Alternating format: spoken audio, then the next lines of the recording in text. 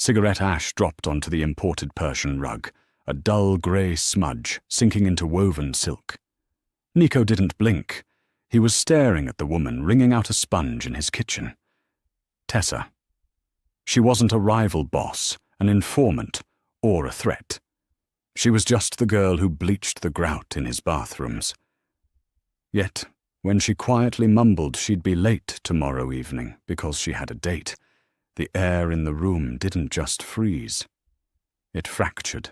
The harsh, chemical reek of industrial bleach masked the lingering scent of copper that sometimes haunted the lower halls of the estate. Tessa preferred the bleach. It was honest. It burned the inside of her nose and made her eyes water, but it did exactly what it promised to do. It erased things. She knelt on the cold expanse of Italian marble in the kitchen, a yellow sponge gripped tightly in her chapped red hands.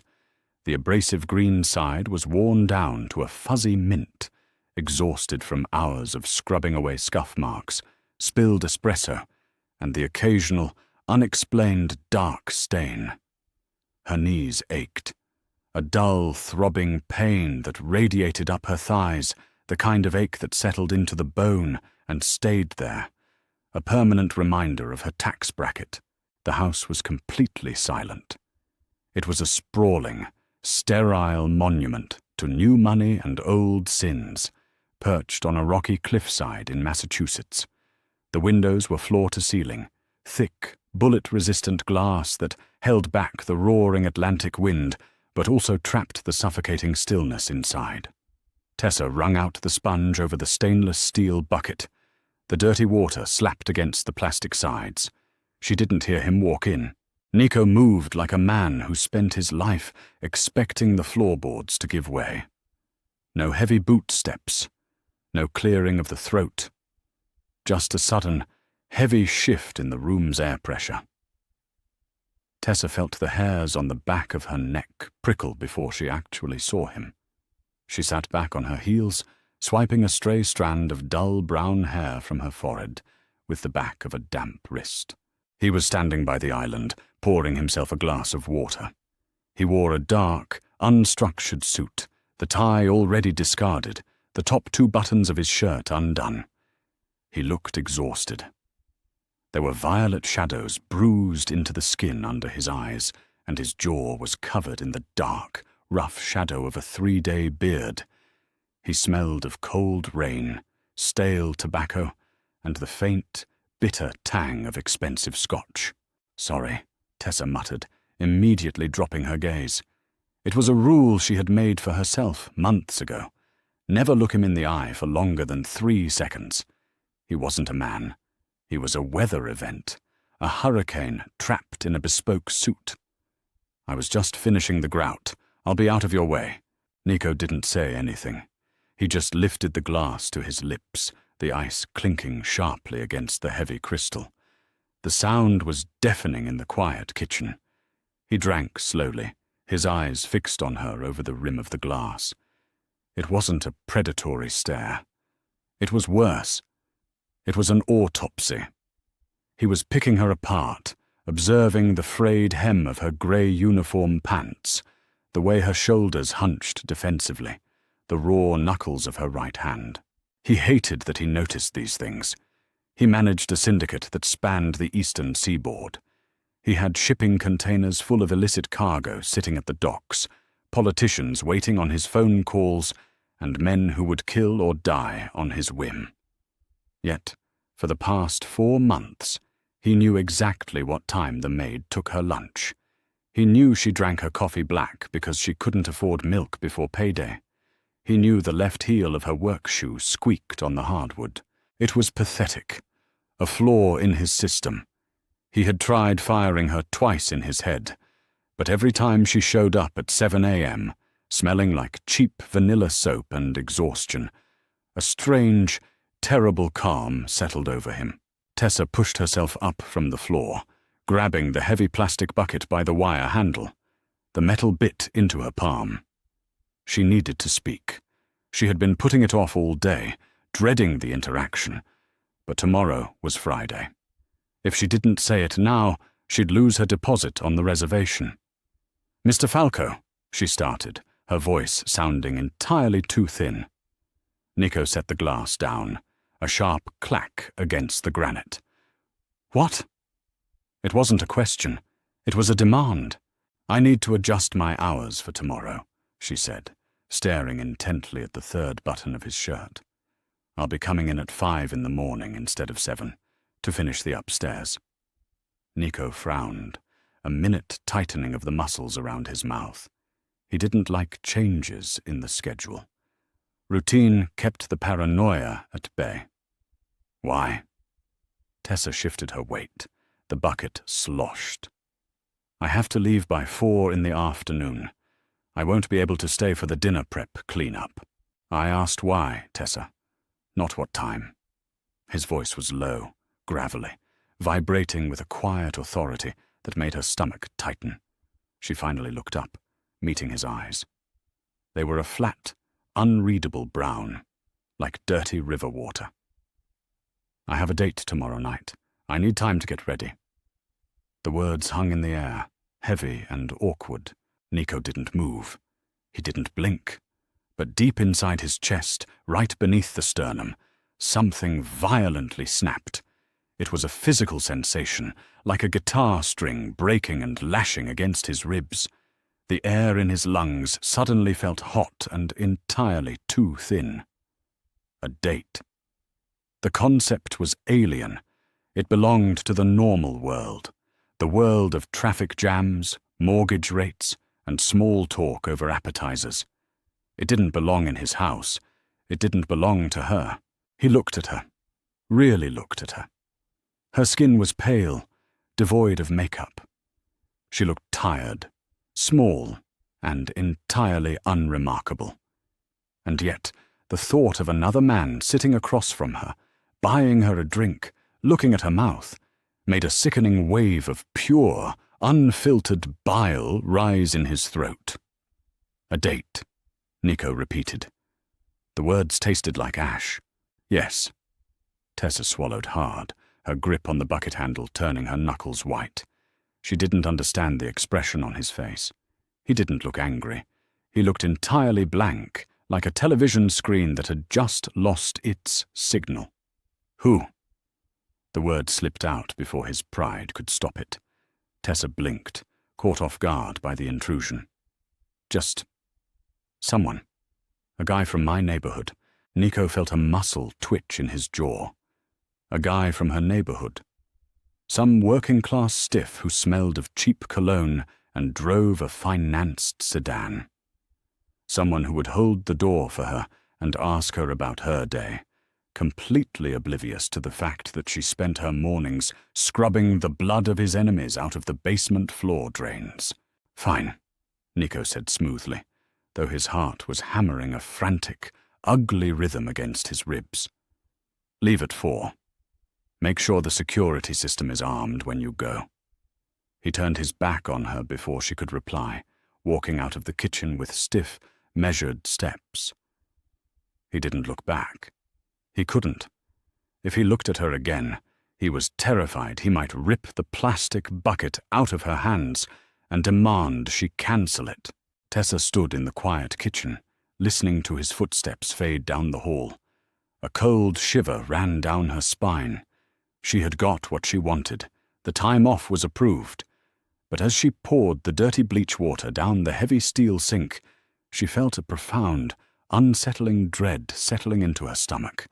The thermostat in the office was set to 68 degrees, but Nico was sweating.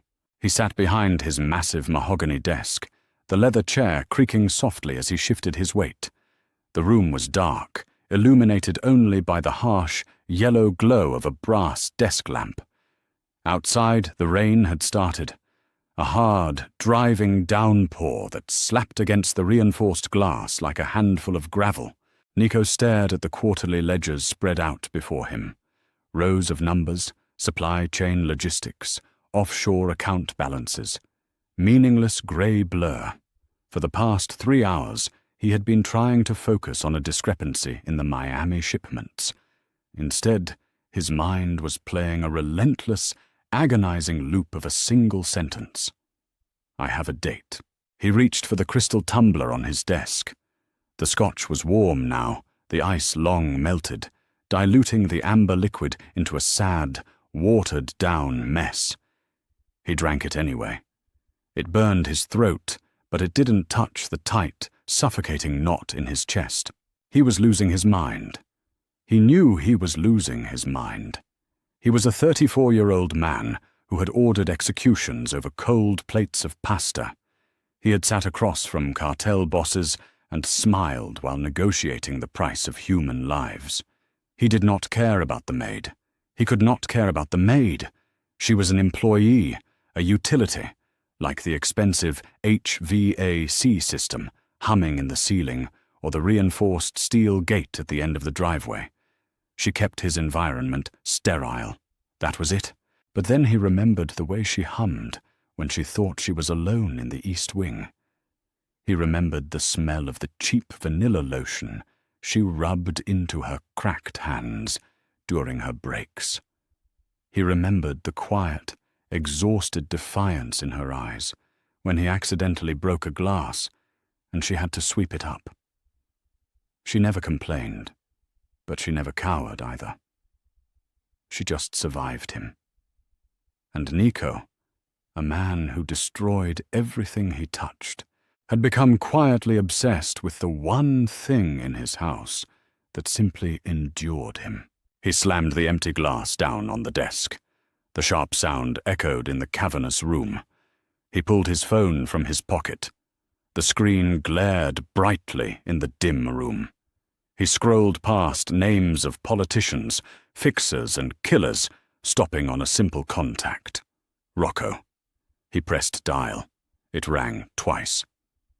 "Boss." Rocco's voice was thick with sleep. It was past 1 in the morning. "Wake up," Nico said, his voice flat, devoid of the absolute panic clawing at his insides. "I need a run on someone." There was a rustle of sheets over the line, a heavy sigh. Rocco was a professional. He didn't ask questions. "Give me a name." "I don't have a name." Nico pinched the bridge of his nose, squeezing his eyes shut. God, he was pathetic. "I need you to pull the security footage from the front gate. Cross-reference the plates of whoever picks up Tessa tomorrow night at 6. Silence hung on the line for a long, heavy moment. The only sound was the static hum of the cellular connection. "Tessa?" Rocco finally asked. "The cleaning girl?" "Yes." "Did she steal something?"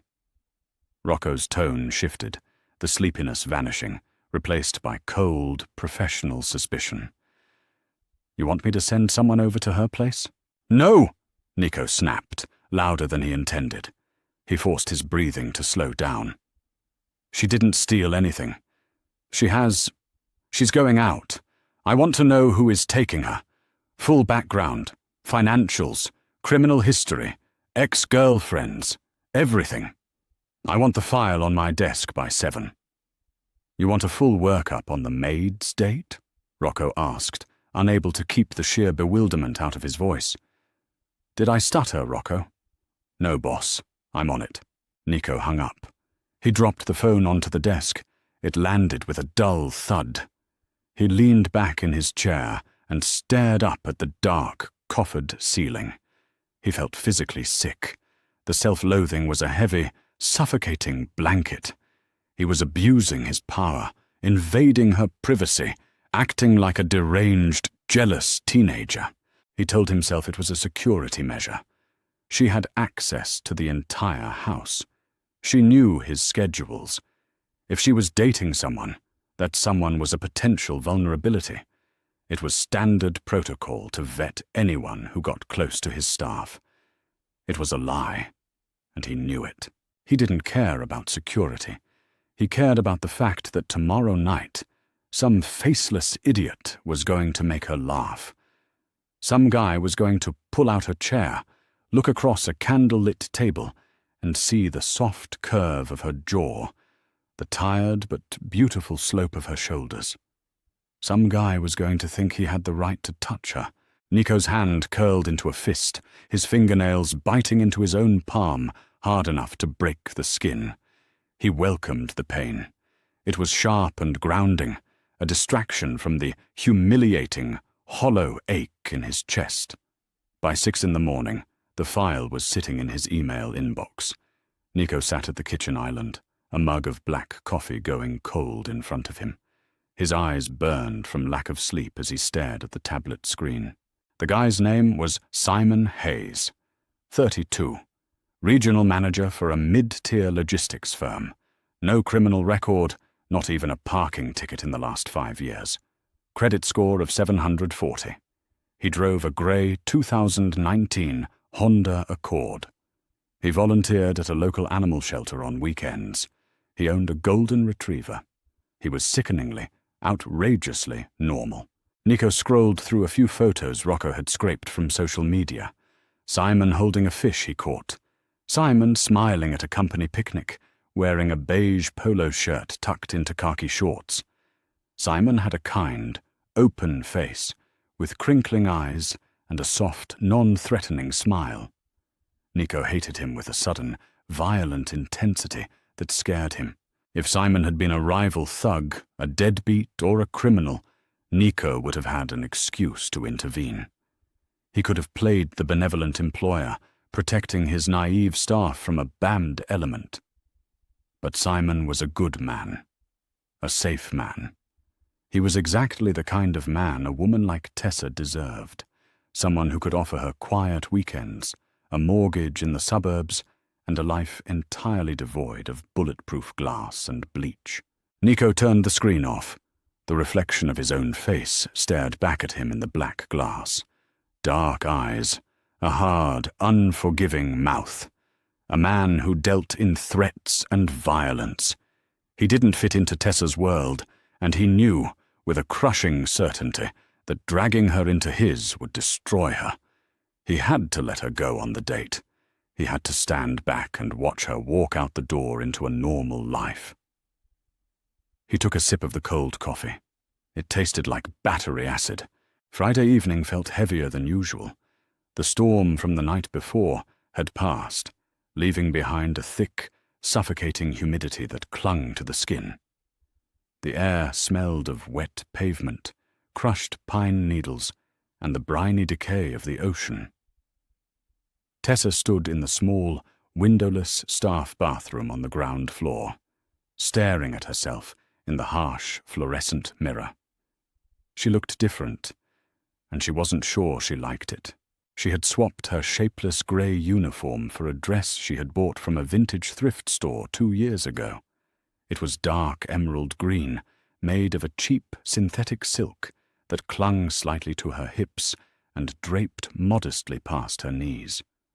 It wasn't glamorous. The zipper was sticky, and there was a tiny, almost imperceptible fray at the left seam, but it was the nicest thing she owned. She had brushed her hair out, letting it fall in soft, brown waves over her shoulders, and applied a thin coat of drugstore mascara. She sprayed a mist of vanilla body spray into the air and walked through it, wrinkling her nose slightly at the artificial sweetness. It was the best she could do. Her stomach fluttered with a nervous, sickening anxiety. She hadn't been on a date in 3 years. Between her mother's medical bills and the exhausting hours at the Falco estate, romance was a luxury she couldn't afford. But Simon had been persistent, in a gentle, polite way, when they met at the grocery store. He seemed safe. And God, she was so tired of being entirely alone. She zipped her cheap faux leather purse, took a deep breath, and opened the bathroom door. Nico was waiting in the foyer. He wasn't standing by the door. He was sitting in the high-backed leather wing chair near the staircase, a newspaper open on his lap. But he wasn't reading. He was perfectly still, a predator feigning rest. He wore dark jeans and a black Henley that stretched tight across his chest. He looked impossibly large in the dim lighting of the entryway. Tessa's footsteps faltered on the marble. The click-clack of her low heels echoed off the high ceiling. Nico slowly lowered the newspaper. The paper rustled, loud as a gunshot in the quiet house. His eyes tracked her movement as she descended the last 3 stairs. The physical impact of seeing her hit him like a physical blow. The emerald green of the dress brought out a hidden warmth in her pale skin. Her neck looked long, incredibly fragile. She smelled of cheap vanilla and nervous sweat, a scent so deeply human, so entirely vulnerable, that it made his teeth ache. She didn't look like a maid anymore. She looked like a woman, a beautiful, tired woman who was leaving him behind. "Mr. Falco," she said, her voice tight. "I'm heading out. The security system is primed. You just need to punch in your code to lock it down." Nico stood up. He didn't say anything at first. He just closed the distance between them, his movement slow, deliberate. Tessa instinctively took a half-step back, her shoulder bumping against the heavy oak of the front door. He stopped 2 feet away from her, close enough to feel the heat radiating off her skin, close enough to see the frantic, rapid pulse beating at the base of her throat. "You're taking an Uber?" he asked, his voice a low, gravelly scrape. "No," Tessa swallowed, refusing to look higher than his chest. "He's picking me up, at the main gate." "The gate is a half-mile walk in the dark," Nico said, his tone perfectly conversational, though his eyes were completely dead. "I'll have Rocco drive you down in the SUV." "That's really not necessary," Tessa said quickly. The panic was rising in her chest. The idea of Rocco, Nico's terrifying silent shadow of a driver, dropping her off for a date with an HR manager, was absurd. "It's a nice evening. I don't mind the walk." "I mind," Nico said softly. Tessa finally looked up, meeting his eyes. What she saw there made her breath hitch. It wasn't anger. It was a dark, suffocating possessiveness, raw and entirely unmasked. He was looking at her like she was something that belonged to him, something he was reluctantly allowing out of its cage. "Mr. Falco," she started, her voice trembling slightly. "Nico," he corrected, his voice dropping an octave. "You don't work for me right now, Tessa. You're off the clock." "Call me Nico." She stared at him, her mind blanking. The space between them felt electrified, heavy with unspoken threats and an incredibly confusing, dark pull. She wanted to run out the door. She wanted to step closer to him. The contradiction made her dizzy. "I need to go," she whispered, her hand fumbling blindly behind her for the brass doorknob. "I'll be late." Nico looked at her hand on the knob. He could stop her. All he had to do was reach out, wrap his hand around her wrist, and tell her she wasn't leaving. He could lock the door. He could offer her enough money to never look at Simon Hayes again. The urge to do it was a physical agony, tearing at his self-control. But he saw the genuine fear in her eyes, the wide, trapped animal look. He slowly exhaled, stepping back, putting a foot of cold air between them. He shoved his hands deep into his pockets so she wouldn't see them shaking. "Have a good time," he said, the words tasting like poison on his tongue. Tessa didn't hesitate. She turned the knob, yanked the heavy door open, and slipped out into the humid night air. The heavy oak door clicked shut behind her, the automatic locking mechanism engaging with a solid, metallic thunk. Nico stood in the empty foyer. The silence of the house came rushing back in, heavier and more oppressive than ever. The faint scent of cheap vanilla lingered in the air where she had been standing. He looked at his watch. 6:15 p.m. He stood there for exactly 3 minutes. He listened to the hum of the refrigerator in the distant kitchen. He listened to the wind rattling the glass panes. He listened to his own pulse hammering a relentless, chaotic beat in his ears. He's a good man. He's safe. Let her go. The rational thought played in his head, but it sounded hollow. Nico swore softly, a vicious, violent curse that echoed off the marble walls. He walked over to the console table, grabbed the keys to the black Range Rover, and walked out the door. He didn't know what he was going to do. He just knew he couldn't sit in this empty house and picture another man's hands on her waist. He was going to follow her. It was insane, it was dangerous, and it was exactly the kind of mistake that got men in his position killed. But as his hand wrapped around the cold leather of the steering wheel, he didn't care. The rain started again, a fine, misty drizzle that smeared the streetlights into blurry halos against the windshield of the Range Rover. Nico kept 2 car lengths between his heavy, armored SUV and the grey Honda Accord. The tracking was effortless. It was a pathetic, agonizingly slow parade through the dreary, rain-slicked suburbs of the South Shore. No evasive maneuvers, no sudden turns down blind alleys. Simon drove exactly 3 miles below the speed limit, braking a full 50 yards before every red light. Nico sat in the dark, the leather of the steering wheel groaning faintly under his white-knuckled grip. The interior of the SUV smelled of expensive leather, ozone from the air conditioning, and his own nervous sweat. He was a man who operated in the shadows of the eastern seaboard, a man who orchestrated the movement of millions of dollars of contraband.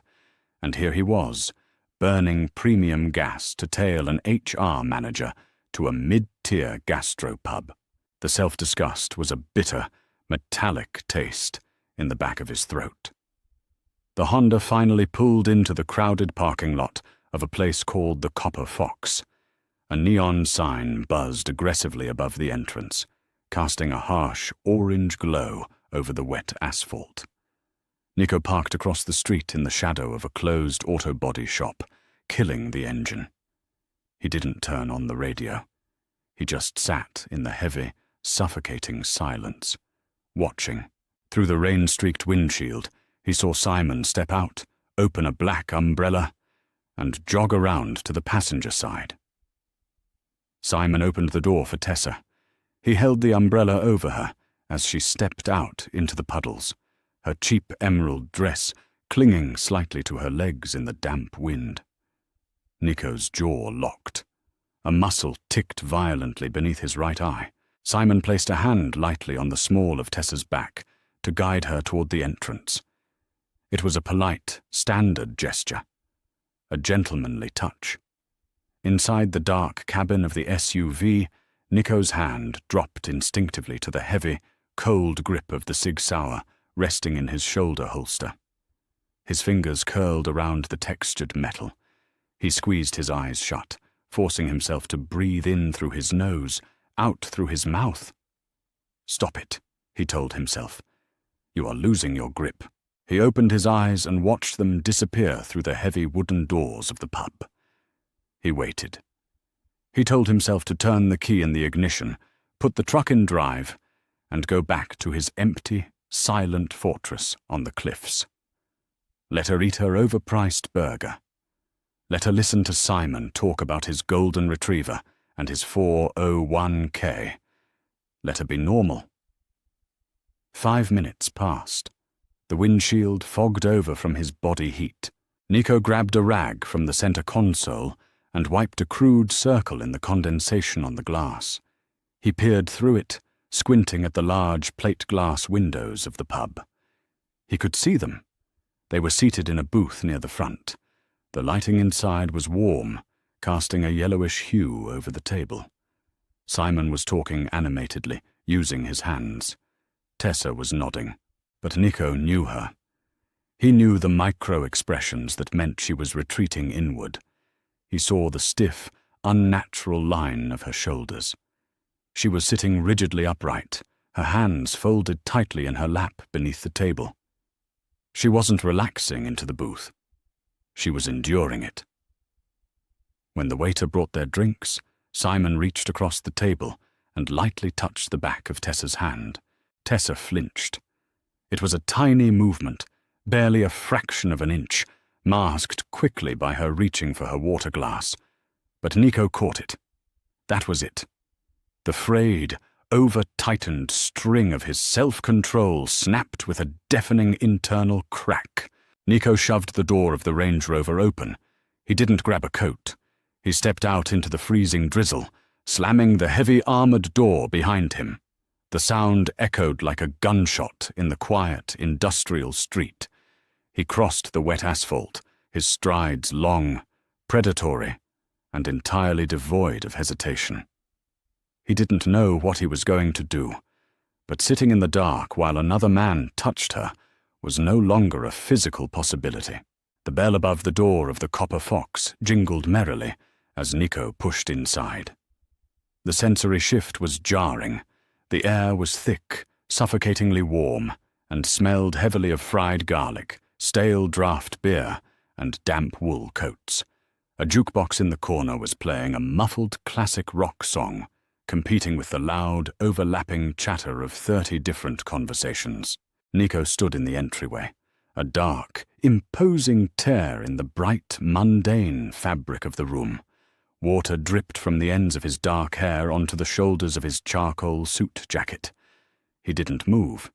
He simply let his eyes sweep the room, stripping away the noise and the crowd until he locked onto the booth by the window. He didn't march over to their table.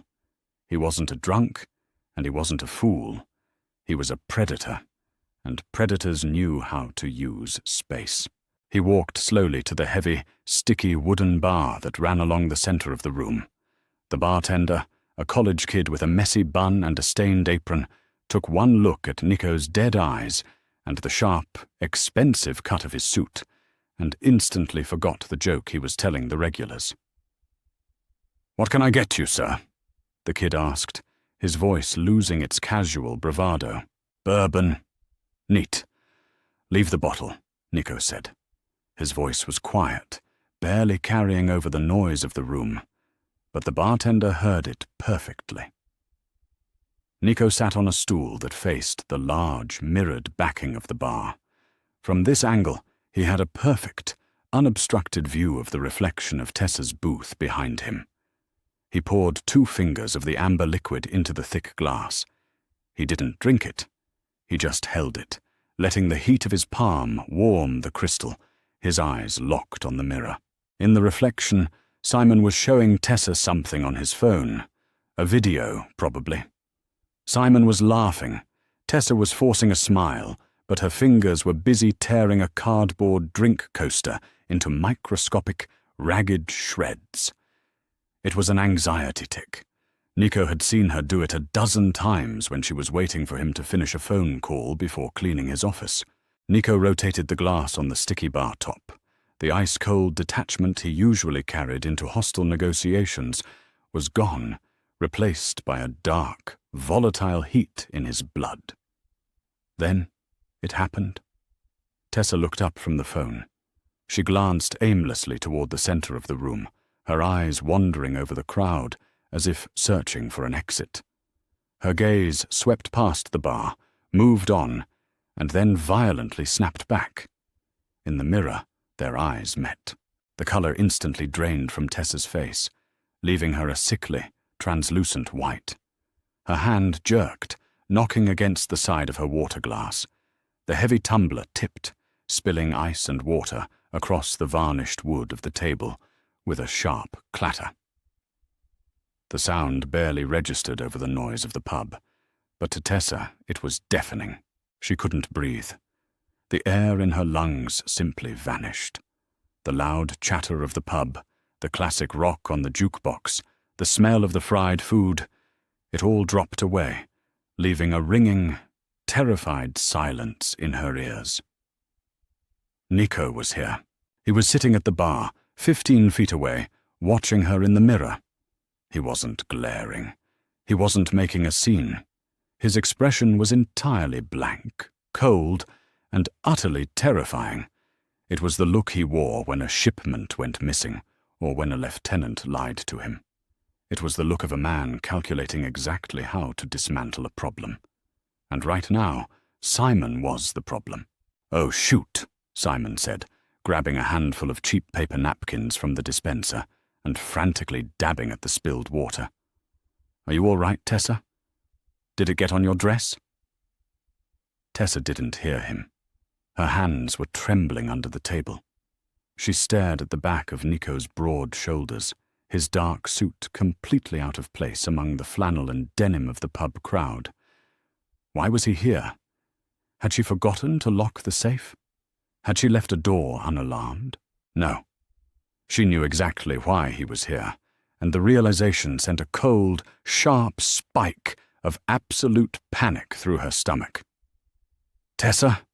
Simon asked again, his voice pulling her back to the immediate reality. He was looking at her with genuine concern. "Hey, you look like you just saw a ghost. You okay?" Tessa tore her eyes away from the mirror. She forced herself to look at Simon's kind, oblivious face. "I'm fine," she choked out, her voice raspy and thin. Just swallowed down the wrong pipe. "Excuse me. I need to use the restroom." She didn't wait for him to reply. She scrambled out of the booth, her legs feeling like lead. She kept her head down, refusing to look at the bar, practically sprinting toward the back of the restaurant, where a dim, red exit sign glowed above a heavy steel door. Nico watched her reflection disappear into the hallway. He set the glass of bourbon down on the bar. He didn't leave a tip. He turned on his stool, his boots thudding softly against the worn floorboards, and followed her. Tessa didn't go to the restroom. She hit the push bar of the heavy steel emergency exit, shoving it open with her shoulder. An alarm didn't sound. It was just a service door for the kitchen staff, but the heavy hinges groaned in protest. She stumbled out into the narrow alleyway behind the pub. The cold, wet air hit her flushed face like a physical slap. She leaned heavily against the rough, damp brick wall, pressing her hands against her chest as if she could manually slow her frantic heartbeat. The alley smelled of wet garbage, rotting cardboard, and grease from the kitchen exhaust vents.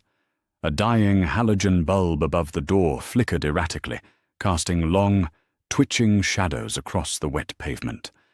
She closed her eyes, dragging oxygen into her burning lungs. She was losing her mind. She had to be. Mr. Falco didn't follow the help.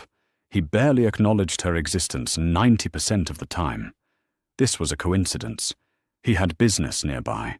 He was just stopping for a drink. The heavy steel door groaned open again, the sound scraping against the brick walls. Tessa's eyes flew open. Nico stepped out into the alley. The heavy door clicked shut behind him, cutting off the muffled noise of the pub, leaving them entirely alone in the damp, flickering darkness. He didn't say anything at first. He just stood a few feet away, the rain misting over the broad shoulders of his suit. The dim light carved harsh shadows into the hard angles of his jaw. He looked incredibly dangerous, a shark dragged into a shallow pool. "What are you doing here?" Tessa asked. Her voice shook badly. She hated herself for it, but she couldn't stop the tremor. Nico took a slow step forward.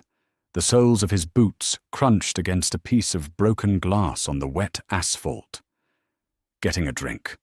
"Don't lie to me," she snapped, a sudden desperate flare of anger piercing through her terror. "You don't drink here. You drink scotch that costs more than my rent. You live in a fortress on a cliff. This is a strip mall in the suburbs.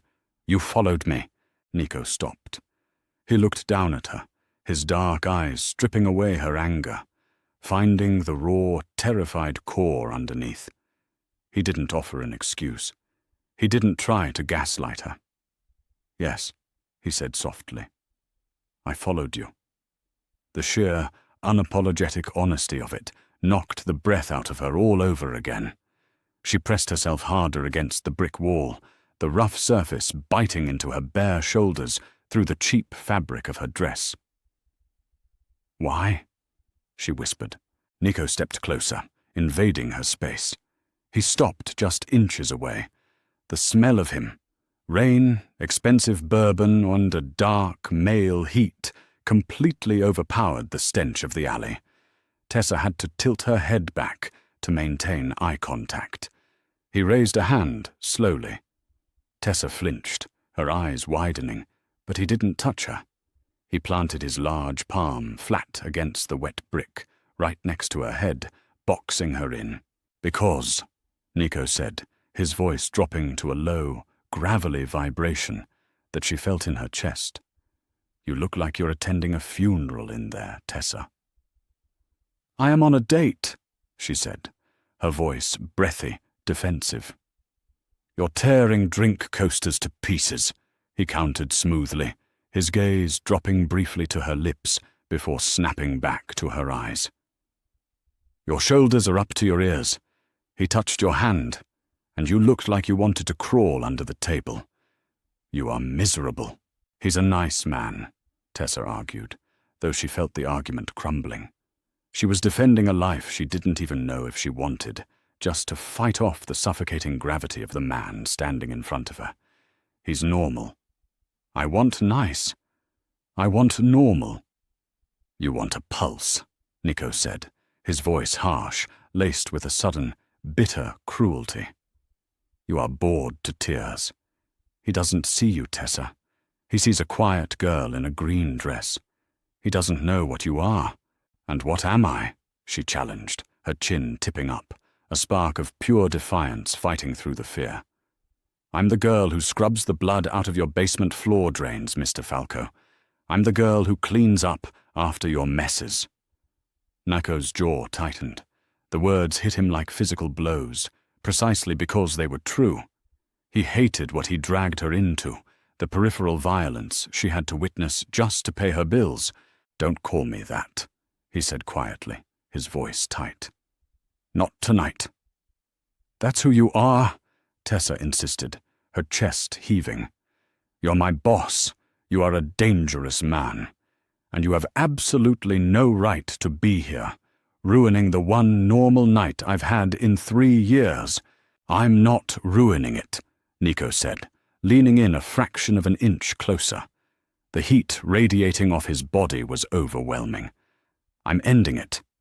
You are going back inside.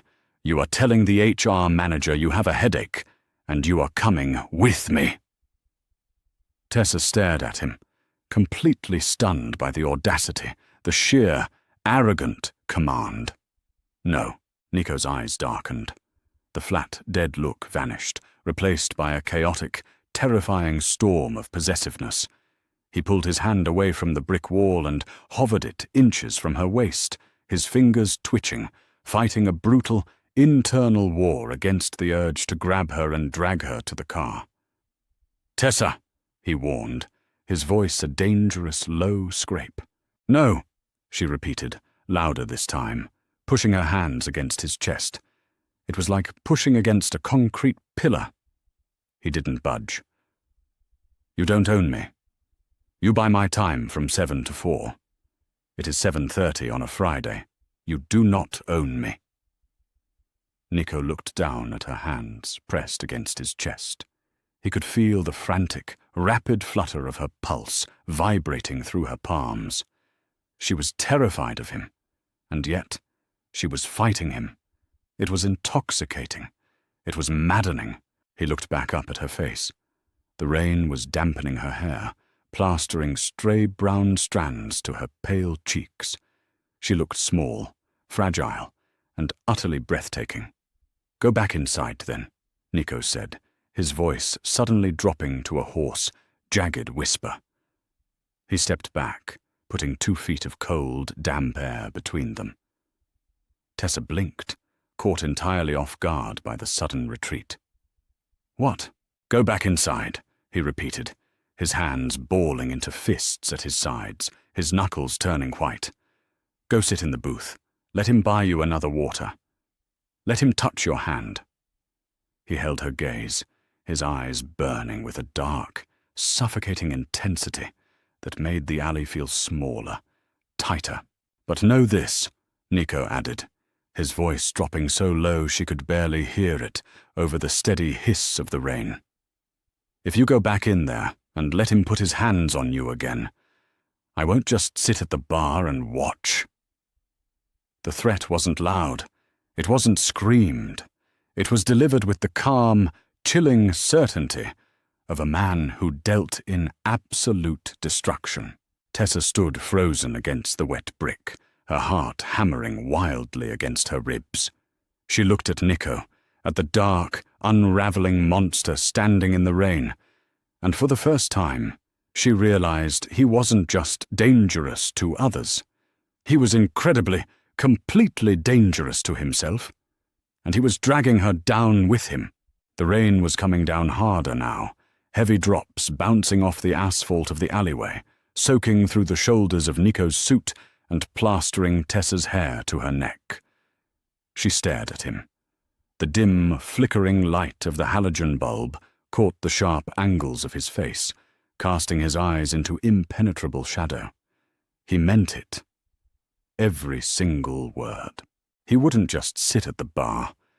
If she walked back in there, sat down in that cracked vinyl booth and let Simon smile at her, Nico would tear the entire evening apart. He wouldn't yell. He wouldn't throw a punch. He would just walk over, a predator invading a petting zoo, and systematically dismantle Simon Hayes with the sheer, terrifying weight of what he was.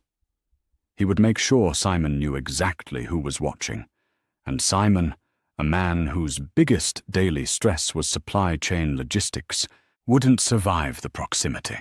Tessa closed her eyes. The rainwater ran down her cheeks, mixing with hot, sudden tears of profound frustration. "You're a monster," she whispered. The words weren't thrown as an insult. They were a quiet, devastating statement of fact. Nico didn't flinch. He just stood there, letting the rain wash over him, absorbing the truth of it. "I know." She opened her eyes, wiping her wet face with the back of a trembling hand. The anger was still there, burning hot and bright in her chest, but beneath it was a crushing, heavy exhaustion. She had spent 3 years fighting for a sliver of normalcy. She had saved for the dress. She had painted her nails. She had practiced making small talk in the mirror, and in 5 minutes, this man had ripped it all down to the studs. She pushed away from the wet brick wall. She didn't look at him again. She couldn't. She walked past him, giving him a wide berth, her cheap heels clicking erratically on the wet pavement as she reached for the heavy steel door. Nico didn't try to stop her. He turned slightly, watching her yank the door open. The blast of warm, garlic-scented air from the pub hit her face, a sickening contrast to the freezing rain. Tessa stepped inside, the heavy door groaning shut behind her, cutting off the sight of him in the dark. The pub was just as loud, just as crowded as it had been 5 minutes ago.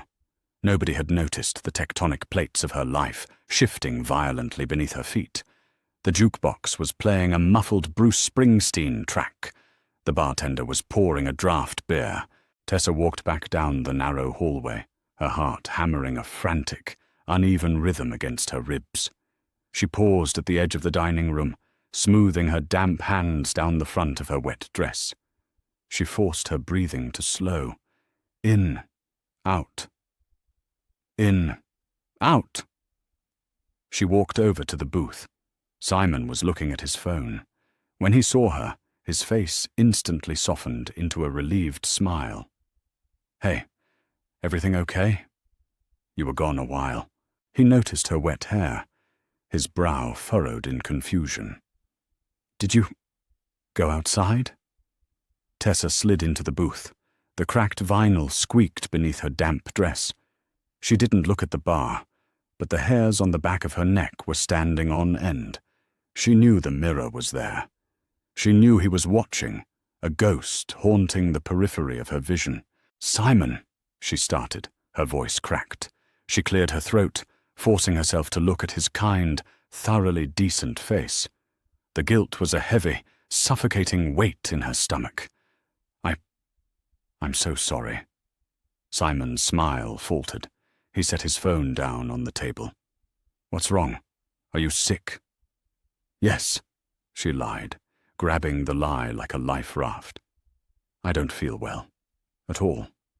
It just hit me all of a sudden in the restroom. I think it might be a migraine. The lights, the noise in here. Oh no, Simon said immediately, his concern genuine and immediate.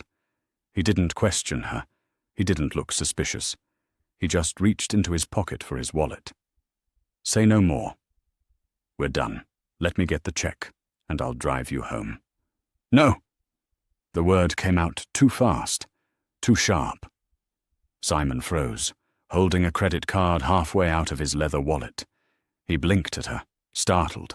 Tessa scrambled to soften her tone, her hands gripping the edge of the table so hard her knuckles ached. I mean, you don't have to do that. My house is in the opposite direction of yours. I already called an Uber. It's pulling up now. Simon frowned, entirely confused by the sudden urgency. Tessa, it's pouring out there. Let me at least walk you out to the car. Simon, please, Tessa said, her voice dropping to a desperate, ragged whisper. She looked at him, pleading with her eyes. Let it go. Please, just let me go.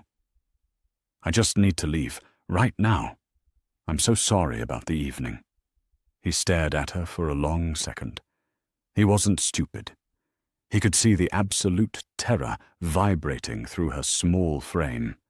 He didn't understand it, but he recognized that she was cornered. Slowly he put the credit card on the table to cover the drinks. Okay, he said softly, holding his hands up in a small gesture of surrender. Okay, if you're sure. I am.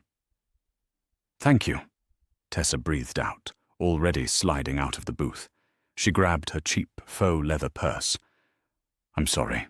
She didn't wait for his reply.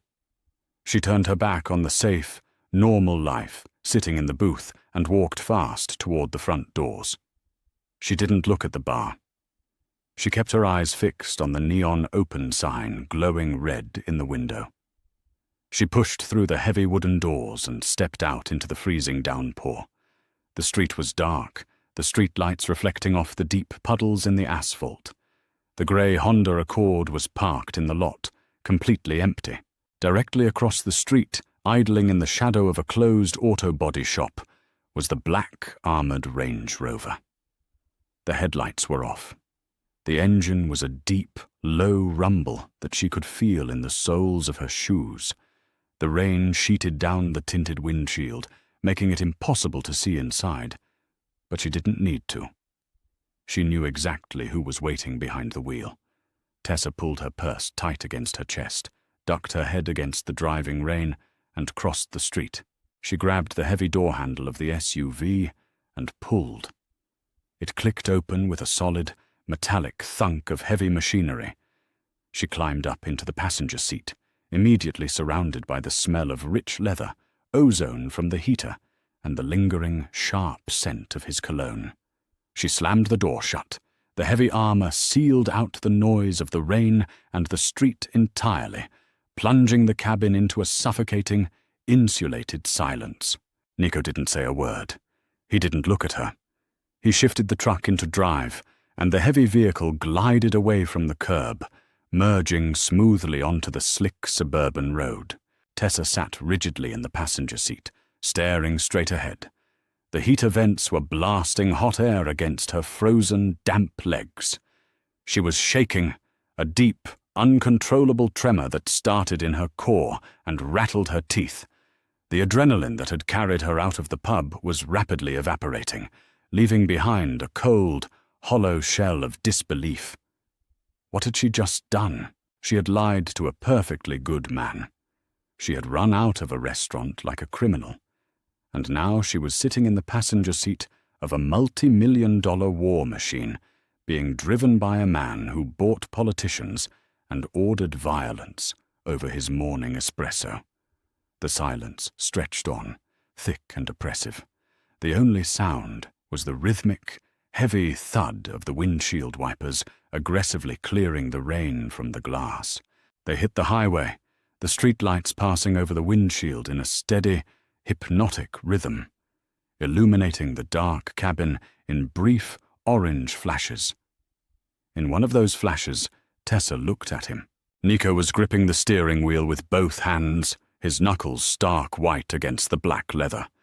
His jaw was locked tight, a muscle ticking erratically beneath his right eye. He didn't look victorious. He didn't look like a man who had just won a prize. He looked entirely hollowed out, staring at the wet asphalt ahead with a grim, punishing intensity. The anger she had felt in the alley suddenly flared back to life, hot and bitter in her chest. "Did you enjoy that?" she asked. Her voice was quiet, but in the silent cabin it sounded like a scream. Nico didn't move. He kept his eyes on the road. "No." "You ruined it," she spat out, the words tasting like copper on her tongue. "I hadn't been out in 3 years. 3 years, Nico. I just wanted to sit in a booth and listen to someone talk about their dog. I just wanted to pretend I belonged in that world." Nico's grip on the wheel tightened until the leather groaned in protest. "You don't belong in that world, and I belong in yours," she shot back, her voice rising, the carefully maintained wall of the subservient Maid crumbling into dust. She turned in her seat to face him fully. "I scrub bleach into your grout. I sweep up the glass when your men break things. I live in a studio apartment above a laundromat. Don't act like this is about where I belong. This is about you. You just couldn't stand the idea of something existing that you didn't control." Nico let off the gas. The heavy SUV slowed slightly in the right lane. He didn't yell back. He didn't defend himself. When he finally spoke, his voice was so low, so rough, she almost didn't hear it over the hum of the tires. "You think I want this?" he asked, his eyes briefly flicking over to her before returning to the road. The sheer, raw agony in his gaze made her breath hitch. "You think I want to sit in a dark office at 2 a.m, running background checks on a man who volunteers at an animal shelter? You think I enjoy knowing exactly how many sugar packets you put in your coffee, or recognizing the sound of your footsteps on the stairs?" He dragged a hand down his face, a jagged, exhausted movement. "I am a plague, Tessa. Everything I touch rots. I know that. I've known it since I was 20 years old. I try to keep you in the periphery. I try to stay out of the rooms you're cleaning. But then you smile at the landscaper, or you hum when you think the house is empty, and it feels like someone is driving a spike through my chest." Tessa stared at him, completely paralyzed. The raw, unfiltered confession hung in the warm air of the cabin. He wasn't flexing his power. He was admitting a profound, fatal weakness. "Then why did you make me leave?" she whispered, her anger dissolving into a confusing, terrifying ache. "Because I am selfish," Nico said, the words heavy and absolute. He turned his head, looking at her fully for the first time since she got in the car. The darkness in his eyes was absolute. "Because seeing another man touch you made me want to burn the entire building to the ground. And if you stayed in there, I would have." He turned back to the road. "I saved him, Tessa. Not you. I pulled you out of there to save him from me." Tessa slumped back against the heavy leather seat, her chest tight, her lungs refusing to draw in enough air. The implication of his words wrapped around her throat like a steel wire. He wasn't protecting her from a bad date. He was protecting the world from his obsession with her. The rest of the drive was passed in a heavy, charged silence. The hostility was gone, replaced by a dark, magnetic pull that terrified her far more than his anger ever had. They turned off the coastal highway, the heavy tires crunching onto the private, gravel road that led up the cliffs to the estate. The towering iron gates loomed out of the fog, severe and imposing. Nico hit a button on his visor. The heavy gates swung open slowly, the heavy metal joints grinding against the salt air. As the Range Rover rolled through the entrance and the gates locked shut behind them with a heavy final clang, Tessa felt a cold shiver run down her spine. She wasn't arriving at 7 a.m. in her grey slacks with a bucket. She was arriving at 9 p.m., dripping wet in a green dress, brought here by the master of the house. The lines had been crossed. There was no going back to the bleach and the silence. The house was completely dark when they walked through the front door, save for the ambient security lights casting long, eerie shadows across the marble foyer. The silence of the mansion, which usually felt safe and sterile to Tessa, now felt entirely suffocating. They stood in the entryway, the heavy oak door locked behind them. They were both soaked. Water dripped from the hem of Tessa's dress onto the imported marble, forming a small, dark puddle. The mundane reality of the mess suddenly broke through the haze of adrenaline. Tessa's training kicked in, a desperate, automatic response to grab onto something familiar. "I'm dripping on the floor," she mumbled, looking down at the puddle. She took a step toward the utility closet down the hall. "I need to get a towel. The water will warp the finish if it sits." She didn't make it 2 steps. Nico's hand shot out, wrapping around her wrist. His grip wasn't painful, but it was absolute. An unyielding band of heat and calloused skin locking her in place. Tessa froze, her breath catching sharply in her throat. She looked down at his large hand wrapped around her delicate wrist, and then slowly traced her gaze up his arm to his face. Nico was staring at her. The exhaustion and the self-loathing from the car ride were gone, replaced by a dark, volatile hunger that made the hairs on her arms stand up. The veneer of the composed, terrifying mob boss had cracked entirely, leaving only a raw, unanchored man in an empty house. "Leave it," he said, his voice a gravelly scrape in the quiet foyer. "It's going to stain," she whispered, her heart hammering against her ribs like a trapped bird. She tried to pull her arm back, a half-hearted tug. He didn't let go. "I don't care about the floor, Tessa." He tugged her gently toward him. She stumbled slightly in her cheap heels, closing the distance between them until she was standing inches from his chest. The heat radiating off his body was overwhelming, cutting through the freezing dampness of her clothes. She could smell the bourbon he hadn't finished at the bar, mixed with rain and the dark, musky scent of his skin.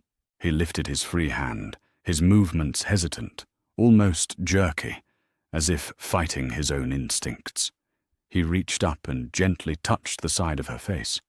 Tessa squeezed her eyes shut, a tiny, involuntary gasp escaping her lips. His thumb was rough, calloused from years of gripping steering wheels and firearms, but his touch was impossibly light.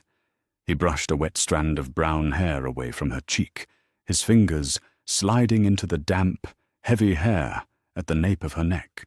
"Open your eyes," he commanded softly. She did.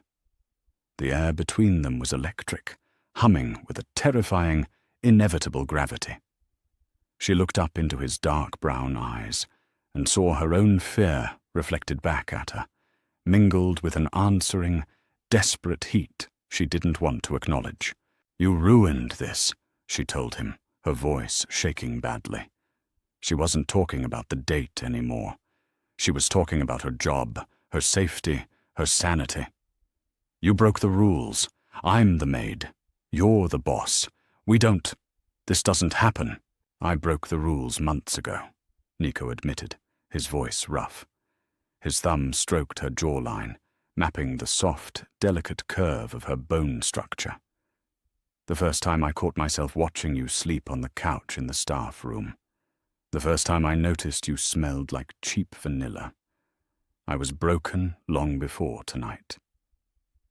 "I have to work tomorrow," she whispered, a desperate, final plea to reason. "I have to scrub the bathrooms." "No, you don't," Nico said. His hand at the nape of her neck tightened slightly, angling her face up toward his. The possession in his voice was absolute, dark, and thrillingly heavy. "You are never touching a bucket in this house again." Tessa's breath hitched. The reality of what he was saying crashed over her. She was no longer Staff. She was something else entirely. Something closer. Something infinitely more dangerous. She looked at his mouth. He was so close, she could feel his breath ghosting over her lips. The contradiction inside her tore her apart. The absolute terror of what he was, warring with a deep, dark, buried desire to be claimed by something that powerful. To stop fighting to survive the world and let him fight it for her. "Nico," she breathed out, using his name for the first time. It tasted forbidden on her tongue. Something feral and broken snapped behind Nico's eyes at the sound of his name in her mouth. He didn't wait any more. He dropped his hand from her wrist and wrapped both arms around her waist, crushing her against his solid chest. His mouth came down on hers. It wasn't a gentle, cinematic kiss. It was desperate, bruising, and messy. It was the collision of a man starving to death, and a woman realizing she was the feast. He kissed her like he wanted to absorb her, to erase the 3 hours she spent with another man, to imprint his ownership on her very cells. Tessa gasped against his mouth, her hands flying up to push against his chest. But the push turned into a desperate grip. Her fingers curled into the wet fabric of his shirt, anchoring herself to him as the room spun. The taste of him, dark, sharp, entirely male, flooded her senses. He backed her up, his heavy boots backing her cheap heels across the marble until her back hit the heavy oak of the front door with a solid thud. The impact jolted her, but he didn't pull away. He swallowed her soft groan, his hands moving possessively down her spine, pulling her hips flush against his. She could feel the cold, heavy metal of the gun in his shoulder holster pressing against her ribs. It was a terrifying, physical reminder of exactly who she was kissing. A man who dealt in death. A man who lived in the shadows. But right now, under his mouth, pinned against the heavy door of his fortress, she didn't feel like a maid scrubbing out the stains of his life. She felt alive, electric, and terrifyingly seen. Nico finally broke the kiss, dragging his mouth across her jaw to press his face into the damp crook of her neck. He was breathing heavily, ragged, uneven pulls of air, like a man who had just outrun a bullet. Tessa kept her hands clutched in his shirt, her chest heaving, staring blindly up at the dark, coffered ceiling of the foyer. The rain continued to lash against the bulletproof glass of the high windows. Tomorrow, the reality of this would hit them. The syndicate, the danger, the permanent destruction of her normal, quiet life. But tonight, standing in a puddle of water in the dark, Tessa knew one thing with absolute, terrifying certainty. She was never going back to the bleach. If your heart is pounding after that intense, messy, and dark collision between Nico and Tessa, you know this isn't your average fairy tale.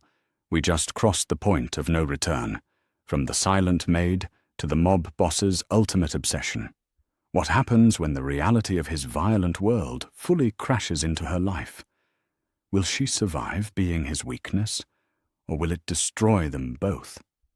Hit that like button if you felt the tension. Share this story with your friends who love grounded, raw Mafia romance, and subscribe to the channel to hear what happens the morning after in the next chapter. Tell me in the comments, do you think Nico can actually protect her from his own world? See you next time.